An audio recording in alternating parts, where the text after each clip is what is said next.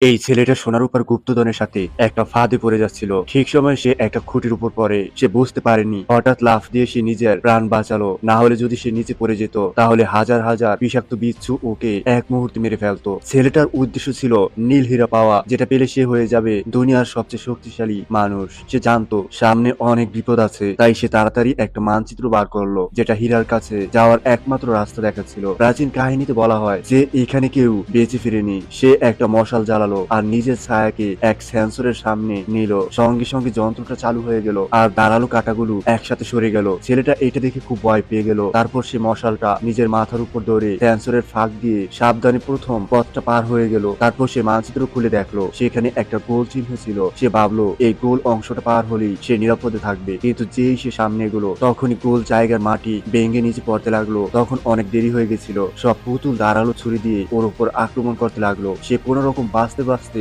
দ্রুত তৃতীয় রাস্তায় পৌঁছে গেল। সে আবার মানচিত্র খুললো, কিন্তু কিছুই বুঝতে পারলো না। সামনে ছিল নীল হীরা। যেই না সে পা দিল, হঠাৎ নিচের মেঝে ভাঙতে শুরু করলো। সে বুঝে গেল এবং মেঝে ভেঙে যাওয়ার আগেই তাকে হীরাটা তুলতে হবে। সে দৌড়ে হীরা তুলে নিল, কিন্তু তারপরও সে নিচে পড়ে গেল, যেখানে হাজার হাজার বিষাক্ত বিচ্ছু ছিল। যে বিচ্ছুগুলো ওকে কামড়াতে আসছিল। তখনই ও হীরাটা সামনে ধরলো। হীরার আলো দেখে সব বিচ্ছু পিছনে সরে গেল, আর তখন সে হীরা নিয়ে নিজের প্রসাদে